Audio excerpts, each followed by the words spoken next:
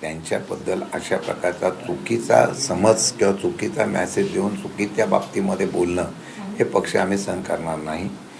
म्हणून मी मगाशी सांगितलं की आता आम्ही राज्याच्या अध्यक्षांशी मी स्वतः बोलेल, त्यांना सांगेल आणि त्यातही जर सुधारणा झाली नाही तर मग आम्हाला काय करायचं त्याप्रमाणे आम्ही सुद्धा भूमिका ठामपणाने घेऊ. जातीचं राजकारण केलं जाते. शरद पवारांची कन्या म्हणून सुप्रिया सुळे, शरद पवार जे मराठा नेते मानले जातात, महाराष्ट्रातले एक दिग्गज नेते मानले जातात, त्यांची कन्या असलेल्या सुप्रिया सुळेंच्या बाबतीत की त्यांनी ओबीसीचं सर्टिफिकेट काढलेलं आहे असं म्हणून ओबीसी विरुद्ध मराठा असं काहीतरी नवीन वाद लावू पाहतायत का ते? मला वाटतं त्यांनी कोणाची सुपारी घेतली ते त्यांनाच विचारा. कशासाठी ते बोलले ते त्यांना कुठून पुरावा भेटला. सुप्रियाताईंनी ओबीसी दाखला घेतला आहे आणि सुप्रियाताईंनी ओबीसीचा दाखला घेऊन केला. विदाऊट कुठल्याही प्रकारची माहिती पुरावे नसताना जाणीवपूर्वक टार्गेट केलं जातं का हे कदाचित तुमच्या म्हणण्यामध्ये काही तथ्य असू शकतं. खरं म्हटलं तर आज राज्यामध्ये ज्या पद्धतीने मराठा आणि ओबीसी वाद सुरू केलेला आहे, सत्तेमध्ये वाद मी समजू शकतो. मी आजही म्हणतो ह्या दोन्ही समाजामध्ये वाद त्यांच्या श्रेयवादाच्या असलेल्या महायुतीतल्या दोन नेत्यामध्ये चालू आहे, त्यांच्या मित्र पक्षाच्या प्रमुख नेत्यामध्ये चालू आहे.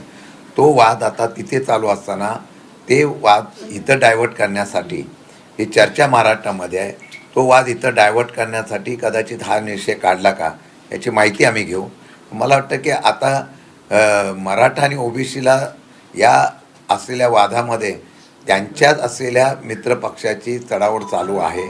कोणी श्रेय घ्यायचं, कोणत्या जातीचं घ्यायचं याच्यावर ते श्रेयवाद चालू असताना यांनी अशा प्रकारचा संभ्रम निर्माण करण्याचा प्रयत्न केला. हे का केला याची मी माहिती निश्चितपणाने घेईल. तुमच्या पक्षाचे आमदार रोहित पवार यांची मात्र काँग्रेससोबत मागच्या अनेक वर्षांपासून जवळीकता वाढताना दिसते. सातत्यानं राहुल गांधींसाठी पुढाकार घेणं, राहुल गांधींचे फ्लेक्स लावणं, कुठेतरी राष्ट्रवादी काँग्रेस शरदचंद्र पवार पक्षाला ते रामराम करतायत. अशा पद्धतीची जोरदार चर्चा आहे.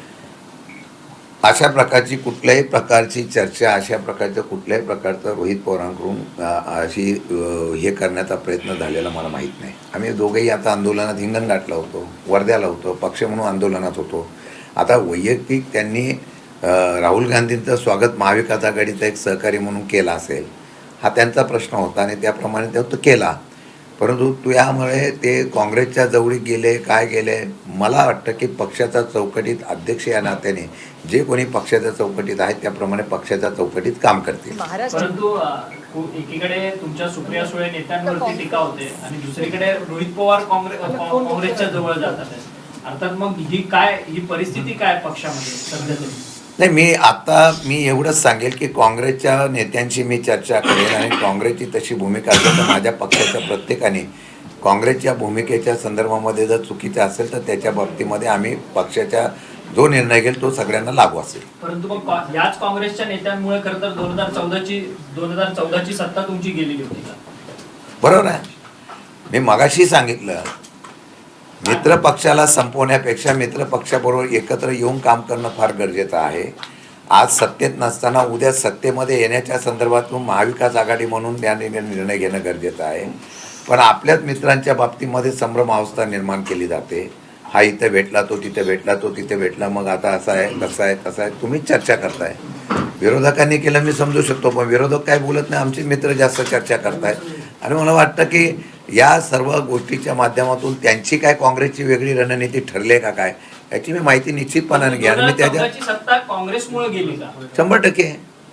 ज्यावेळेला आपली सत्ता महाविकास आघाडी म्हणून काँग्रेस आणि राष्ट्रवादी एकत्र होती त्यावेळेला ही सत्ता असताना आपल्याच असलेल्या पक्षाचा त्यावेळेला बदनाम करून त्या पक्षाच्या असलेल्या नेत्यांना आणि प्रतिमा खराब करण्याचा, पक्षाचा प्रतिमा खराब करण्याचा प्रयत्न झाला आणि मग पुढे येणाऱ्या काळामध्ये त्यामुळे ती सत्ता गेली हे वस्तुस्थिती आहे. परंतु मग आता मात्र तुम्ही स्वतः राज्यातले तुमचे राष्ट्रवादीचे नेते हे राहुल गांधींची भेटून त्या राज्यातल्या काँग्रेसच्या नेत्यांना अशी समज देण्याची विनंती तुम्ही करणार आहात का? मी आज हर्षवर्धन सकपाळांशी बोलीन आणि सुप्रियाताई दिल्लीच्या असलेल्या त्यांच्या हायकमांडशी बोलतील आणि त्यांना आम्ही सांगणार आहोत की या बाबतीमध्ये आपण सगळ्यांना सूचना करावी आणि ती सूचना केल्यानंतर फरक पडेल अशी माझी अपेक्षा आहे. परंतु तुमच्या पक्षाचे नेते वारंवार हाच प्रश्न उपस्थित होतोय गेल्या अनेक महिन्यांपासून. वारंवार तुमच्या पक्षाचे नेते मंडळी जे आहेत ते पंतप्रधान नरेंद्र मोदी, अमित शहा, त्याच्यानंतर इतर पक्षाचे महत्व यांच्याशी भेटीगाठी करतात, त्यामुळे तुमचा पक्ष सत्तेत जाणार की काय, अशा पद्धतीच्या वारंवार चर्चा आहे. त्यामुळे काँग्रेस तुम्हाला कुठेतरी टार्गेट करते. गेल्या 6 महिन्यापासून रोज ह्या बातम्या आहेत की आम्ही जाणार, पण अजून पण आम्ही गेलेलो आहे का? आम्ही आहे तिथंच आहे ना. पण आम्हालाच का टार्गेट केलं जातं याची मला आश्चर्य वाटतं. आणि त्यामध्ये काँग्रेस त्याच्यामध्ये त्यांची काय रणनीती मला माहीत नाही. पण एक आहे, याचा अर्थ असा आहे की शरद पवारांच्या नावाचा अजूनही दबदबा आहे, म्हणून फक्त ह्याच पक्षाला चर्चा करण्याचा विषय घेतला जातोय असं मला वाटतंय.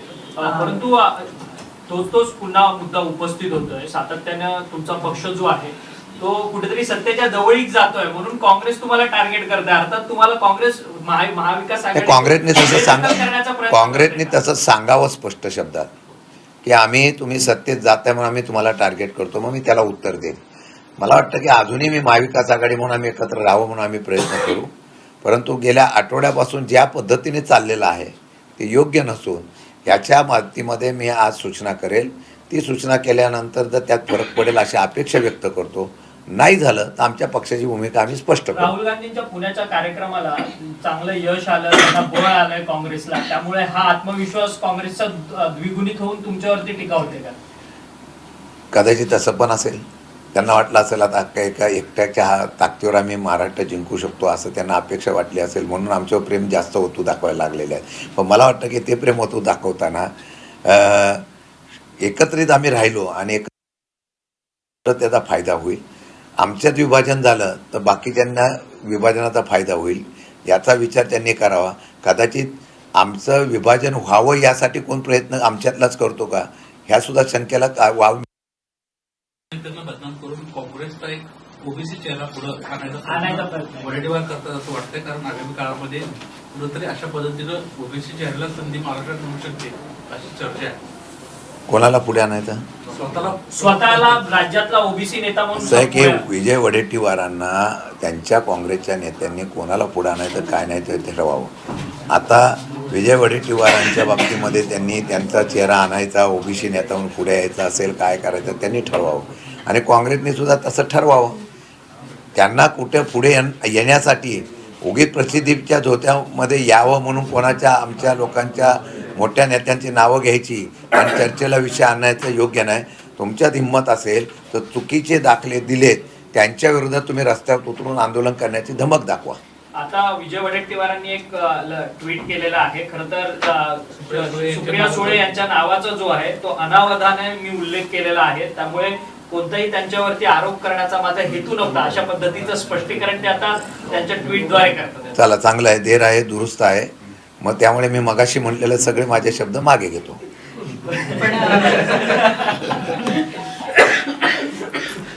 पण तरी म्हणजे आज जरी विजय वडेट्टीवार यांनी माफी मागितली असली किंवा ते बॅकफुटवर जरी गेलेले असले, अनावधानानं नाव घेतलं असं जरी म्हटलेलं असलं, तरी पृथ्वीराज चव्हाणांनी मात्र जे आरोप केलेले आहेत त्यावर ते अजूनही ठाम आहेत.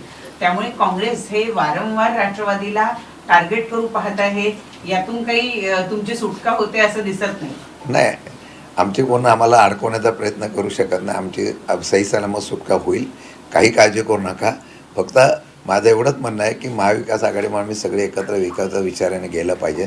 कोणतंही स्टेटमेंट करताना तुम्ही आत्तापर्यंत बघा, आम्ही कधीही आमच्या मित्रपक्षावर कुठलंही स्टेटमेंट केलेलं नाही, तो करण्याचा प्रयत्नसुद्धा केला नाही. मला वाटतं की आता याच्या पुढे आपण बोध घेऊन सगळ्यांनी एकत्र राहिलं तर पुढे चांगलं होईल. आता तुम्हीच आम्हाला जबरदस्ती ढकलण्याचा प्रयत्न का करताय मला कळत नाही. का कोणी सांगण्यावर आमच्यावर टार्गेट करतायत ते कळत नाही मला. परंतु विजय वडेट्टीवार त्यांच्या ट्विटमध्ये असं देखील म्हणतात की मी जरी अनावधानानं सुप्रिया सुळेंचा उल्लेख केलाय, माझा त्यांना कोणताही टार्गेट करण्याचा उद्देश नाही, परंतु त्यांनी एक महत्वाची बाब अधोरेखित त्यांच्या ट्विटमध्ये केली आहे. जे मराठा नेते ओबीसीचं सर्टिफिकेट आता घेत आहेत त्यांच्या विरोधात उघड भूमिका आहे, कारण की ओबीसी समाजाचं राजकीय आरक्षण आणि सामाजिक आरक्षण वाचवण्याकरता मी माझी लढाई लढतो. नाही, त्या बाबतीमध्ये आम्ही विजय वडेट्टीवारांच्या या भूमिकेला आम्ही विरोध कधी केला आहे? आमचा विरोध एवढाच झाला की सुप्रियाताईंचं नाव घेतलं गेलं, ज्यांचं तथ्य नसताना नाव घेणं आणि ती चर्चेत बातमी आहे ना, त्याच्यावर आमचा आक्षेप होता. मराठा नेत्यांनी कुठल्या ओबीसीचा दाखला घेतला तर ज्यांनी दाखला दिला त्याच्याविरुद्ध विजय वडेट्टीवारांनी जाऊन जरा पुरावे घेऊन आंदोलन करावं. फक्त ट्विट किंवा तिथं भाषणं टोकून होत नाही. त्यांनी तिथं जावं आणि त्यांना जा विचारावं खोटं कसं. आता आमच्याकडं काही ठिकाणी ओबीसी दाखले चुकीचे झाले, आम्ही कोर्टात गेलो ना, तसं त्यांनी कुठेतरी सुरुवात करायला पाहिजे ना. बोलून होत नाही ना. हे लोक जे ज्या पद्धतीने दाखले देण्याचा प्रयत्न करतात त्यामुळे खऱ्या परंतु काँग्रेसला तुम्ही इशारा देणार का? कारण की सातत्यानं काँग्रेसला तुमचा इशारा असणार का? हर्षवर्धन सपकाळ यांनी गेल्या वेळेला पवारांच्या सुनेला गुंगी गुडिया म्हटलं आणि बॅकफुटला येऊन माफी मागितली. आता विजय वडेट्टीवार पवारांच्या लेकीला अशा पद्धतीचा आरोप करून माघार घेत आहे. कुठेतरी जाणीवपूर्वक संपूर्ण पवार कुटुंबीय यांनाच हे टार्गेट करतायत असं वाटतंय का? आणि मोठ्या मोठ्या नेत्यांनी अशा पद्धतीनं वक्तव्य करायचं, बदनामी होऊ द्यायची आणि मग त्यानंतर माघार घ्यायची, याला काय अर्थ आहे? मी तुमच्या या आणि म्हणजे एका अजून एक महत्वाचा मुद्दा की दोन्ही महिला आहेत. मी तुमच्या या मताशी सहमत आहे. मी कोणतीही जबाबदारीने एखादं स्टेटमेंट गेलं तर मी कुठल्याही पुराव्यासकट किंवा जबाबदारीने बोललं तर त्याचा काय होतो अर्थ आहे मला मग माहिती आहे. मला वाटतं की प्रत्येकाने ती काळजी करणं गरजेचं आहे. जाणीवपूर्वक होतं का काँग्रेस विचार करून करतो का त्यांचं प्लॅनिंग आहे या आज तर मी सांगू शकत नाही. परंतु मी परत त्याच गोष्टीवर बोलतो की एकत्रितपणे आम्ही जात असताना कुठल्याही प्रकारचं त्यामध्ये कॉन्ट्रोवर्सी होऊ नये. आपल्यामध्ये गैरसमज होण्याची काळजी प्रत्येकाने घेणे गरजेचे आहे. जर ते होत असेल